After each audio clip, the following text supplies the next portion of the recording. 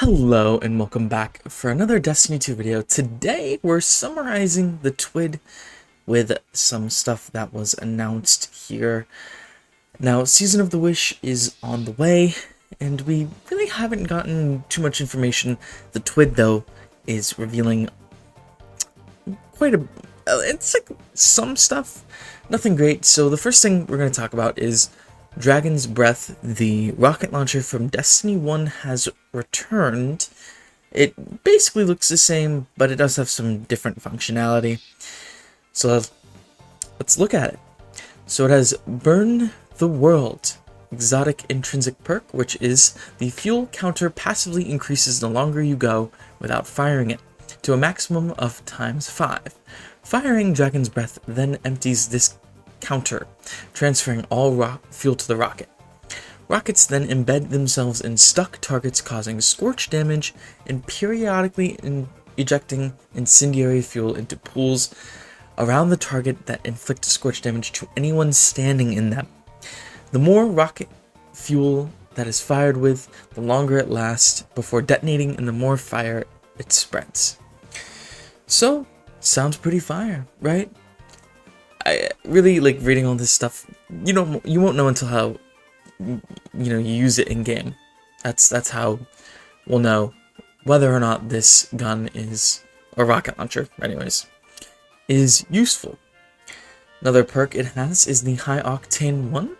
With this intrinsic, nearby ignitions instantly refill your Dragon's Breath with 2 fuel, plus when its fuel fully refills, it reloads itself. Once you've got this thing in hand, make sure to pay a visit to the gunsmith in the tower so you can get the quest for the exotic catalyst. Speaking of which, Pyromancer, exotic catalyst. This catalyst passively replenishes your Dragon's Breath fuel faster. Eliminating combatants with this weapon causes them to spawn fire sprites too. So again, it does in theory sound pretty cool. Might be a very nice ad clear weapon. Who knows, it might even be decent for damage, pairing it with something like Pyrogal gauntlets on a Titan, or maybe even Foe Tracer on a Hunter. The Foe Tracer has been very fun this season.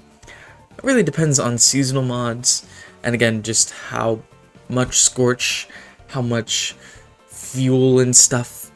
Like, it'll take some time to figure it out. Some playing around, and of course, unlocking the catalyst to see if any of that stuff is worthwhile.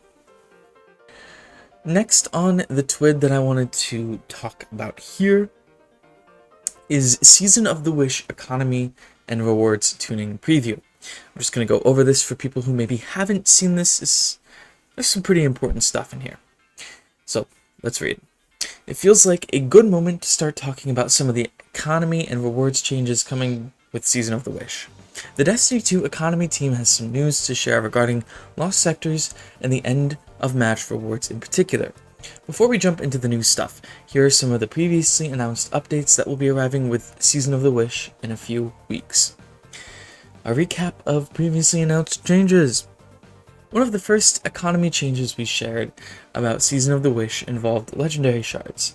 To be more precise, we are removing them. When the new season drops, seasonal vendors won't be asking for shards in exchange for their service. If you're hearing about this for the first time, don't worry. This is a slow phase out. They won't be totally gone until the final shape drops. So I guess that I'm going to stop for a second. So if you have a lot, you might want to try to phase them out of your inventory if you can. You can go to Rahul and get enhancement cores or ascendant alloys.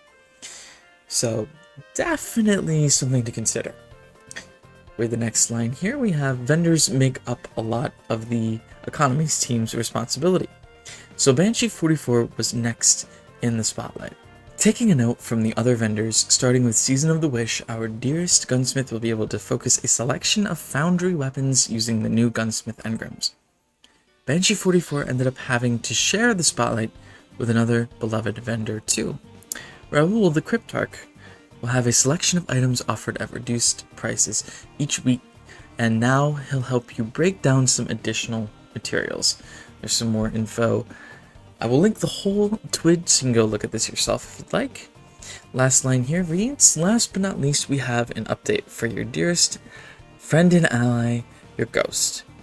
We'll see a broad reduction in mod energy cost, improving your rewards when you're in battle, exploring worlds, and completing activities.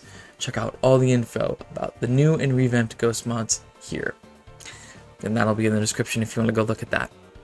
Another thing that's cool, and something I realized the other day when I was finishing up my seasonal challenges, because one of them is to do a lost section, or a lost sector on Legend or higher, and it's just completely not worth me doing because I have all the exotics in the game, and I'd only ever do it to get like materials or help a friend out.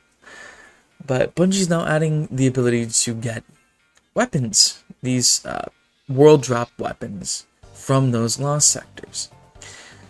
And there's a 4-day cycle that will repeat every 4 days. So day 1 you can get Nox Perennial, Old Sterling, Marcillian Sea, and Sununa.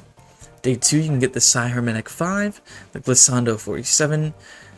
Hopefully I'm not botching this one. It's the Irukandi or Irukanji, I'm not sure. Also Nas Ridden from day 2. Day 3 has the Heliocentric QSC, The Last Foray, Hand in Hand, and Battle Scar. And then day 4 is the Geodetic HSM, Combined Action, Harsh Language, and the Coronac 22. After those 4 days, the cycle will repeat itself. So you might want to keep that around. There are some ritual engram changes that I don't really care too much to talk about. If you're interested, again, view that there. Just some other stuff that isn't terribly important. Iron Banner, this is the last Iron Banner of the season, so if you don't have your triumphs done, you may want to do that. And if you are planning on doing the dungeon day 1 for next season, it'll be coming out at 9 AM Pacific Standard Time on Friday, December 1st. I will be streaming that day live on Twitch, so if you want to come hang out or just support the stream, that would be appreciated. So yeah, that's it for the TWID. There's also a Prime Gaming stuff if anyone cares about that. If you're like me and you're not voting, or you're voting with your wallet, and you want free stuff, say you have Prime for some reason still, then yeah, there it is. Aside from that, nothing exciting about Season of the Wish, in my opinion. Dragon's Breath sounds cool. The Lost Sector stuff is great, but again, I'm just not really hyped for Season of the Wish the way I was for Season of the Witch, because Eris Morn.